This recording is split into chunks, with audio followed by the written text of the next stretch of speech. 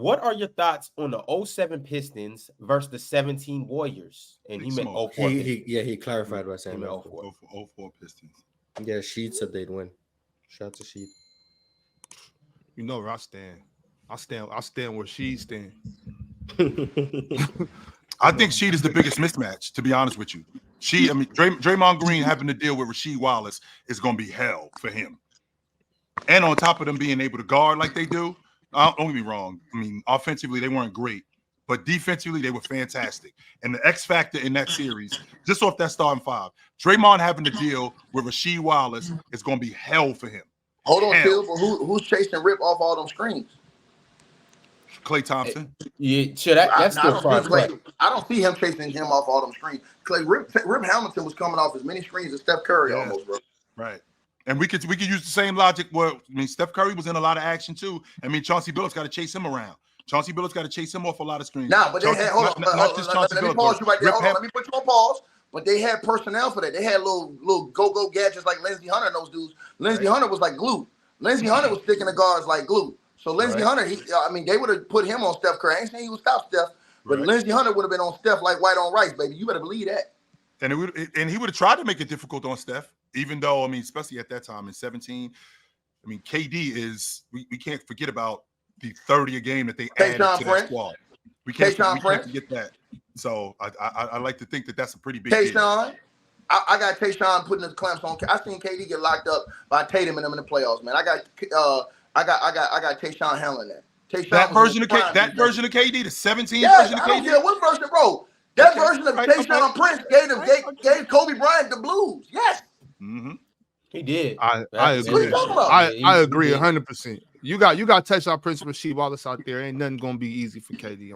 Then you got Ben on top of that, you got like Ben Wallace can guard Draymond Green, so he can, controlling the paint. I don't really think that's a good matchup for the Warriors. Who's a better team? Sure, I guess the Warriors can be a better team, whatever. If that's more talented. More talented. We get with that. Yeah, that's fine. But like in a 7-game series, I think it's gonna be. I think it will be a fire series. Honestly, I'm not going. I would love to watch that. They would have beat that Lake. If they'd have played that Laker team 10 times, they would have beat them 9. Bro, y'all don't. Hey, chill time. These dudes don't remember. Guys like Lindsey Hunter and Ty Lue, they stuck around the league for a reason, bro. Y'all laugh at Ty Lue, bro. His assignment was AI, bro. These dudes was like glue sticking to those guys. Remember how they was trying to guard those guys? I mean, AI and them was shaking them. They would get you points. But these dudes was really trying to play D out there, bro. This was an era where guys was really trying to play D. And a guy like Lindsey Hunter, that dude was scrappy, bro. Lindsey Hunter was fighting you off every screen, picking you up full court every single possession. Lindsey Hunter was like glue, fighting over all. Like I said, Lindsey Hunter was a real tough, hardcore defender.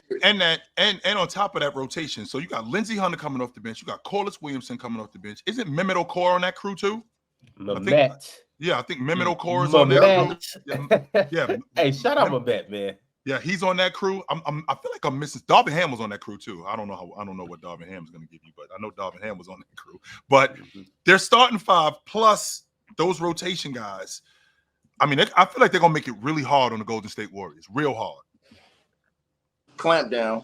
Clamp season. Mars, can we get your expert analysis on this series? The more and more basketball I watch, the more I hate asking about how teams from different eras would play against each other.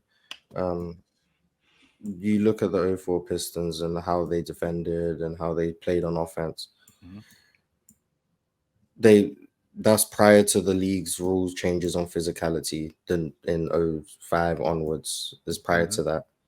Offensively, they shot no threes, which is what you need to do in today's game. Respectfully. So you're asking which era that we're playing in now, Mars? I think if you're gonna have the conversation, you have to say what rules and what era you're playing in, because otherwise we're just having I don't think a team from the 80s is going to be able to match up with a team from the 2020s when one team is shooting 43s and one team is shooting 7. I disagree.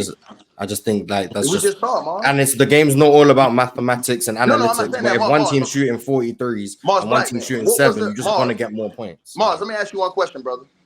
What have been the scores in this playoffs this year? They haven't been 120, 120. What were the scores in that Denver series against? Yeah, it was. No, I'm not saying the game. I'm not saying the games are 120. I'm saying the amount of threes Detroit took which is like, I want to say 10 a game. I don't know for sure. I want to say like 10 a game. Compared to today's game where everyone's getting up 35, it's going to be hard to keep up scoring when you're taking a bunch of mid-range jumpers. That's no knock to what they did, because I understand the era and the time differences, which is why I like to compare teams relative to the time. But what I'm saying is, if you ask a team from when teams are taking 10 threes a game to play a team shooting 35 threes, they're inherently going to struggle to keep up unless you are applying the belief that now Chauncey Billups is taking 8-9 threes a game because of how good of a shooter he is. Or now Rip Hamilton isn't running on dribble handoffs to the baseline, it's now to the corner. Not dribble handoffs, running off screens to the baseline, it's now to the corner three. If you think that's what's happening and now we're just changing how these guys played, then I guess. But if we're just taking it from what it was, a team it is hoop though, Mars. And you were saying earlier about adjustments, right? So let's say if they were in a 7-game series, do you think that the Detroit Pistons had the skill set? Chauncey Billups at the point, Rasheed being able to stretch the floor a little bit, Tayshaun knocking corner threes. Do you think they had the skill set to maybe not shoot 30, but maybe up their three-point shooting a little bit, maybe shoot 17, 18, the 20 range, shoot more? Do you think that they could adjust and keep up with that pace? Do you think like skill set for skill set that they could play with? The amount of like this is not just a Detroit thing, but the league-wide, the amount of threes that were really twos because they would put their toe on the line or they'll be one step in. You make those threes, I think that's just like, if you play in the modern game, teams will make those threes. Chauncey, instead of shooting 5 threes a game, he probably shoots about 7 or 8. Like, I think that's realistic. I think Tayshaun would probably, teams would leave him open out in 04, respectfully. But he'd probably get up maybe 3 or 4. Rasheed would probably step out more. Rip was a solid 3-point shooter. He take more than what he did, but he lived in the mid-range, and I think that's still gonna be there for him. The mid-range is still gonna be there. It's more so a concern about like the guys coming off the bench. Like Lindsey Hunter was nothing to speak of offensively, and he was a pest defensively. He was. And like we got to a point where Eldon Campbell's coming in and giving minutes, and that's like the last year of his career. Like those type of guys, like, how viable are you to be playing? Lindsey Hunter can give great minutes defensively, but offensively, how can you have Lindsey Hunter and Tayshaun Prince and Ben Wallace on the floor? And if you play against the 2017 Warriors, how can you do that? That's where the problems come in, which is like I'm looking at it like Draymond Green wouldn't. I don't think Draymond Green would be on Rasheed, because I think they probably just go to their death lineup with Iggy in the lineup, and you take out Zaza. You just go Draymond at the 5. He's not going to match up with Ben Wallace on the rebounds. They're going to give up rebounds 1,000%. Right. But you got Ben Wallace and Draymond. Then you got Iggy, KD, Clay, and Steph. That's the lineup they're probably going to run out there. And offensively, the Pistons are they don't have anything to play with teams in the modern era offensively. And that's where I get the issue of like, why are we asking a team from 2004 that was bad offensively in 2004 to play against maybe the best offensive team of all time? That like the scoring discrepancy is just going to be right, Miles. And that's a fair assessment. But defensively, I think you're under the impression that the Warriors, even though we're talking about different rules, and I'm not able to put hands on Steph Curry, I might not be able to put hands on Klay Thompson, but defensively, we still are good enough, right? We're still good enough to hold them to a certain number. Maybe I feel like we are still good enough to hold them to a certain number where, just as a basketball player, Steph Curry is not just going to kick my ass. No, just as a basketball player alone, Steph Curry is not kicking my ass. That's that. Now, I can appreciate the logic of the rule changes and the game being less physical, but from a defensive standpoint, from principles, just being able to slow guys down, right? Just being able to slow guys down. The Pistons do have guys collectively who could score. Now, they couldn't score at the level that the Golden State Warriors could score. Sure, they couldn't shoot the long ball at the level that they could score, but they could defend. So I feel like what Ox was talking about earlier with that gap between Luka and Jason Tatum in terms of defense, I feel like that's the same logic defensively.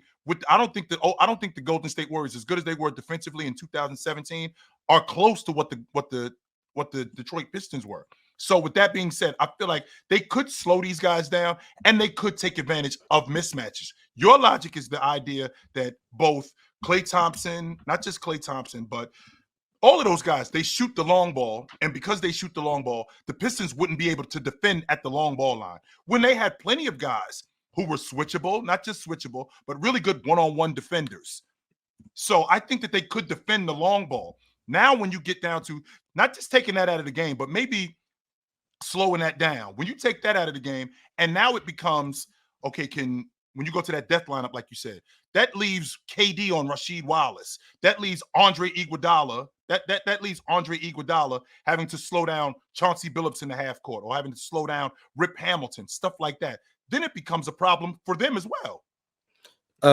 Yeah, I think the Pistons were a great defensive team.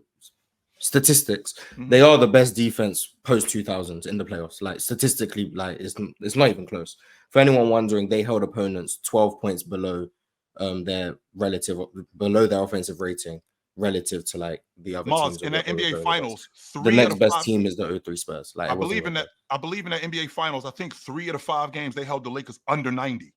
Yeah, they were ridiculous. They were stifling. So they were at minus 11.8. So they're holding teams 11.8 points per 100 possessions, better than the team's average offensive rating.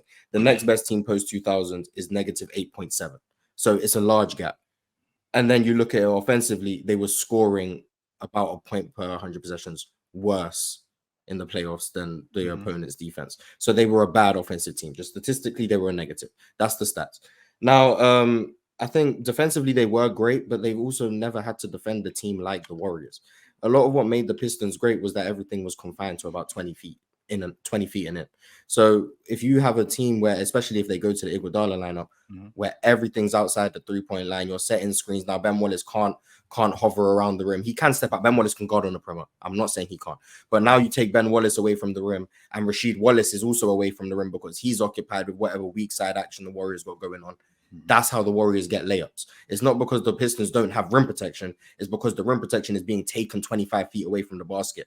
And if Ben Wallace is 25 feet away from the basket and Rasheed Wallace is 22 feet away from the basket, and you're setting a bunch of screens on every single play, how do the Pistons keep up with that type of offense without giving up something? Not that they're not a great defense and they're not going to make them work. The offense of Golden State is just so strenuous, and the Pistons play so slowly. Right? How can they keep up and continue scoring against that Warriors defense, which in its own right was very good? They were about like a -6 defense. Right. So like the Pistons all-time great, the Warriors elite for the year. The year in which they were in, I think they had the best defense in the playoffs. So the Warriors were still a great defense, and they're one of the best postseason offenses we've ever seen. I just don't think it makes sense that the best 3-point shooting team maybe ever, shooting 4 times as many threes, having the best shooter ever, having as much action as they do without the basketball, and they've extended the space in about 7 feet more than the Pistons are used to. I don't get how all of that comes to a Pistons win. And I'm gonna say this to Mars. Let me say this to Mars. I want you to think about something. Them same KD Warriors, they struggled with Pat Beverly, bro. Let me repeat myself. That's 2019. Let me say this right, bro. I'm saying that they were KD Warriors, or KD Warriors. The same KD and Steph and the Warriors and them.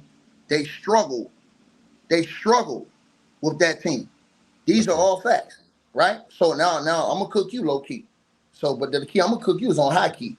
So again, don't give me that. Oh, because they're gonna be shooting all these threes. The game ain't gonna be played like that. The game, and here's what the Detroit Pistons did a lot of times. They controlled tempo and pace with how they played. You understand what I'm saying? So it was hard for you to. It's hard for you to jack up threes against great defense. It's hard for you to get off good looks against great defense. They had not only great team defense, they had great individual defenders all the way across the board. Chauncey Billups, great individual defender. Rip Hamilton, great individual defender. Lindsey Hunter, great individual defender. Tayshaun Prince, great individual defender. Rasheed Wallace, great individual defender. Ben Wallace, great individual defender. So all across the board, they had great individual defenders, and they were a great defender defensive-wise as a team. So, I'm not buying the logic that they're just going to be jacking up all these threes. And then the Golden State Warriors, they weren't a team that was just jacking up a lot of threes. They were a mid-range team as well. That was the biggest lie and misconception about the Golden State Warriors. They were a team that jacked up a bunch of threes. That's not true. They were a very great mid-range team with KD, with Klay Thompson in the mid-range, shooting a lot of those jump shots. So you're getting cooked on that end too. So now let's take a look to right now. So with all the threes that have been up and taken in the NBA in the recent years, notice one thing that's going on in the playoffs this year. A lot better defense is being played. These scores are lower. We saw multiple games where the Denver Nuggets, a team who averages in the 110s, 115s, couldn't even score 80, 90 points. 117 a game. So and that wasn't against a defense like the Detroit Pistons defense. That was only a taste what they got from the Minnesota Timberwolves or what the Detroit Pistons would have looked like. So when you talk about teams like that, bro, that just jack up a bunch of threes and stuff like that, man, listen, man, when you play great defense, yeah, it's easy to exploit teams that don't have other great defenders. But when you have great defenders all the way across the board like the Detroit Pistons, now you can't really exploit matchups like that, like you want to, because you have an all-around great defensive team with great defensive philosophy and elite level coaching like Larry Brown brought to the table. So I understand where Mars is coming from, but I disagree when we talk about those Pistons, bro. Them dudes was real defensive. They made great teams change whatever they was doing. Now, Mars, to your point, when you talk about the volume of the long ball, I mean, they did see a long ball shooter in Reggie Miller. I mean, he was the modern day long ball shooter, and I feel like they did a pretty good job in slowing him down. Now, sure, the 50-year-old Reggie Miller. I mean, he was older. Sure, he was older. Yeah, he was older. And chill too. Reggie Miller's one man. Well, Reggie that's what Miller, I'm saying. But it wasn't just him shooting the long. I mean, Jamal Tinsley shot the long ball also. And don't get me wrong, he ain't shooting the long ball he's not shooting the long ball like Klay Thompson, but he is shooting the long ball, right? So with that being said, they did see somebody that was moving without the basketball. They did see somebody that was constantly on the move. That's where Rip Hamilton got his game from. And the Indiana team did stretch the Detroit Pistons defense. It wasn't like their defense was just confined to the mid-range. Their defense was just confined to the block. I mean, Jermaine O'Neal did step out. Jermaine O'Neal did step out and knock down open shots. But with that being said, right? With that all being said, defensively, I think that they could slow down the Golden State Warriors. And now it just comes down to, can these guys actually make plays when it counts the most? Yeah, I mean, teams had shooters for sure. And I wasn't, if it came across that I was implying that the Warriors jacked up a bunch of threes, but that wasn't the intention. I don't even think they led. My bad. I don't think they led the league in threes. I think they were like fifth. I think like the Rockets was the team that was leading the league. Okay, yeah, my bad. That's what I thought you were saying. My bad, Mars. My bad. Yeah, but like the thing is just the threat of the three, like KD, Clay, and Steph alone. Just the fact that if Steph comes off a screen, he's pulling it, is why Ben Wallace is gonna have to step out off that screen, and that's how you get those slips to the rim. And if everyone's being preoccupied with Clay coming off a screen and then Steph's coming off a screen, and because the bigs have to play up on that, and that's how you get dives to the rim, and that's why the Warriors consistently led the league in not only points in the paint, like they were near the top of the league every year, assisted points in the paint, because they're finding guys on cuts not every play, obviously, hyperbole, but like they're finding guys on cuts consistently. They led the league in assisted points in the paint for like 5 straight years. Like that's just what they do. I think they led it in like 2022 as well. Like that's just what they do. So I think that's where the Pistons are going to struggle. It's not because they can't guard. It's because if you have to extend that far, you take away the best asset of your defenses, which is that no one's getting to the rim on you. The reason no one can get to the rim is because the game was played so far inside the arc that you don't have to extend. And if you don't have to extend, you're funneling them towards where Ben Wallace and Rasheed Wallace are. But if they're out of the way, which is why you see so many times the Warriors are playing, there's no big in sight. And it's not because teams are playing bad defense. It's because that's what they have to do to stop Steph and Clay coming off the screen. Mars, let me counter you on something, because I got to go in a second. I'm going to counter you on something. Wouldn't you feel that would benefit the Pistons too, if they were shooting more threes, like Chauncey Billups, like Rasheed Wallace, which that plays right into his game. This is how they play this era. Wouldn't that make Rasheed even more lethal? Because I feel like if Rasheed played in the era where they shoot threes, instead of him averaging like 14 for his career, he'd be averaging damn near 20, 22, 23 points a game. If he was playing in this era where they basically magnified what he did back then, which was ahead of his time. And then the same thing with Chauncey Billups, who was a big shot 3-point maker and taker. A guy like that, wouldn't that magnify if they weren't shooting 3 or 4 threes a game, but he's able to shoot 9 or 10 now? But let me ask you a question. I want you to stay on this, but why are we under the impression that we have to play that way? No, I ain't saying that. I'm saying not you. This is what I'm saying. No, I ain't saying that. No, I ain't saying that. No, I ain't saying that. I'm just saying. He's just asking me because of what I'm saying. That's what Wouldn't that have helped? Chill. Wouldn't that have helped Detroit's offense if they were able to play that type of game though, where they were getting up more threes like that, especially having a guy like Chauncey and a guy like Rasheed? I'm not sure if it would have helped their offense because I don't know if That's No, I'm saying, yeah. I don't know if that's what their strength. You know what? We know what Chauncey was doing back then, shooting. Right. He can knock down the long ball. 100%. And we know, and he was big shot Chauncey Billups. They call him Big Shot Billups, and that's what he did was pull up those threes and hit them. Right. Let's talk about Rashid. Where lethally have Rashid would have been being able to exploit the Golden State Warriors and Draymond and them in a pick and pop. What is Draymond Green doing with Rasheed Wallace in the pick and pop on the perimeter? Rasheed Wallace is 6'11", bro. With length, shooting over Draymond. See, Ticket though, and I hear what you're saying. My thing is, don't do it, Ron. Don't do it, bro. The only way I'm taking the Pistons is if they don't fall into that 3-point trap. I need Rasheed Wallace to get KD and Draymond in foul trouble. Get KD off the floor. I need Chauncey Billups to post up and actively hunt Steph Curry. Because don't forget, Chauncey Billups used to post up. I need Chauncey to get Steph in the post and get him in foul trouble. I need Ben Wallace on the glass crashing crazy so he can get over the back fouls on Draymond and on KD, on Andre Iguodala. So you get these dudes in foul trouble, put them in pressure, and get them out the game. I think that's the way that the Pistons win. But Ron, stop right there. I'm saying to you, Ron, this is what I'm saying to you. I feel what you're saying, Ron. I'm not going against what you're saying. I want to counter what Mars said about the threes. Let's say we talking about the Rockets. And I'm saying what he's saying about the threes. I'm saying, wouldn't that benefit the Pistons offense even more if Rashid and them and Chauncey, guys who could knock down a three at elite rates, wouldn't that even help them even more offensively as a team? I just don't feel like, to be honest with you, Ticket, I don't feel like the Pistons want to get caught up in that type of game with the Warriors. I don't think that they want to get caught up in that. I'm thinking the more that's why the Pistons were as good as they were, because they didn't allow you. I know what you're talking about. I think the Pistons, they won't allow you to. If you're a great three-point shooter, why the hell is it a problem if you're shooting more threes? If you're a great that's not the point, though, Ticket. The point is that I'm not going to get caught up in playing how you play. I can play like that, but I'm not going to get caught up in playing how you play. And that's I'm not saying. I'm saying Marshall's making it seem like that they didn't have no answer to play like that. I'm saying they did with Chauncey and with Rashid. That was the question that I was asking Mars, and that when I posed the question, why do we have to play that way?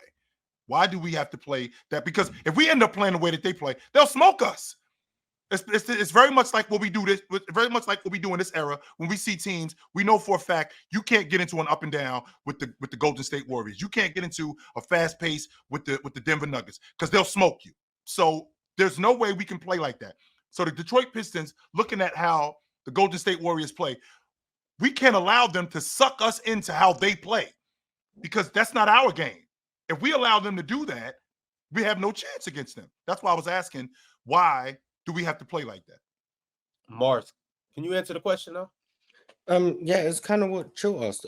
But yeah, I think Chauncey is similar to Steve Nash in the way that the era they played in didn't honor their best ability. Well, not their best ability in Steve Nash's case, but the fact that they could shoot the ball, especially off the dribble. Chauncey Billups was an elite pull-up three-point shooter. He just didn't shoot a lot of them because of the time. I think Chauncey in today's game would shoot about 8-9 threes a game, and he'd shoot at an elite clip because Chauncey could shoot. I think that would be great. Rasheed Wallace, I think, isn't as great of a three-point shooter as maybe you guys think. He was good for a big, like for his time, but he's not. I don't think the Warriors are running Rasheed off the line. Like, yes, they are, Mars. I promise them. They're not running Rasheed off the line. Wow. They'll give him a closeout, but you run Chauncey off the line. You don't run Rasheed off the line. You run Steph Curry off the line. You don't. You'll contest high and you'll hope Rasheed misses. You don't run him off the line. Like there's levels. You run Chauncey off the line. You contest high with Rasheed and you let Tayshaun shoot. That's the levels of how you guard these guys. Rasheed isn't a run off the line type shooter, but he can make threes, and I'm not saying he can't, but he's not a run him off the line type shooter. And if you think that Rasheed gonna blow your cap off, then yeah, like, I'm not saying he can't. I'm not saying he can't make shots. I'm not saying he can't make shots. Right. But I'm of the belief that the Warriors' principle is gonna be. So you're living with that, Mars? That's what it sounds like. It sounds like we're not living with Rasheed shooting open threes. Like I said, we're contesting them. Right. We just aren't. We're living with him making them. How about that, Mars? Yeah, we aren't extending our defense to run him off the line, and then we got now he's inside the 3-point line, so now we got to rotate off someone else to meet him. We're not doing all that. We just gonna close out. We're gonna contest high. We're gonna give him the high five. You know that contest high five, and we're gonna see if he can make them. I'm not saying he's gonna shoot 22%. He might make 38% of 4 threes a game, but I promise they're not gonna put their defense in rotation for Rasheed Wallace threes. They're just not gonna do that. And if you guys think that, sure. But Andre Roberson treatment is what Tayshaun Prince is gonna get, especially since that's what rookie or second year Tayshaun Prince. Second year. That Roberson treatment is what they're giving him. They're leaving him. So I think Chauncey would benefit from that. I think there's a lot of point guards from that era who would benefit from being able to be allowed the green light to shoot threes. But I don't think that. And like once the game of basketball is pretty simple. You got to score more points than the other team to win. Detroit's game plan is going to be they're going to hold the Warriors to as few points as possible. Maybe they can hold them to 87 points. But if the Pistons score 82, they still lose the game. So, like, the problem is the Pistons have to still outscore whatever the Warriors put up. They can limit the Warriors' offense as much as they want. They can limit it to 92 points. If they score 91, they're not going to win. And the issue is the Pistons' offense just wasn't very good. And the way the Warriors shoot and the fact that they get up so many more threes because of the era, which is why I think these era team discussions is weird. It's like expecting the 87 Lakers to keep up with the 2018 Rockets. Doesn't mean the 87 Lakers are better, but the Rockets shoot 45 threes a game. It's going to be hard to keep up with that. So I think just from that standpoint, I think a team from the 2000s shooting 10 threes a game probably isn't going to be able to keep up offensively with maybe the best offensive team we've ever seen. And that's no knock to the 04 Pistons. They're one of the best teams I've ever gone back and watched with my own eyes. I've never seen a defense like that. So I'm not trying to knock them in any way. I just think it's different because of the era. It's the player choice way. Yeah, them boys don't get it started. The player choice way. Yeah, the player choice way. Come and switch lanes into the player choice way.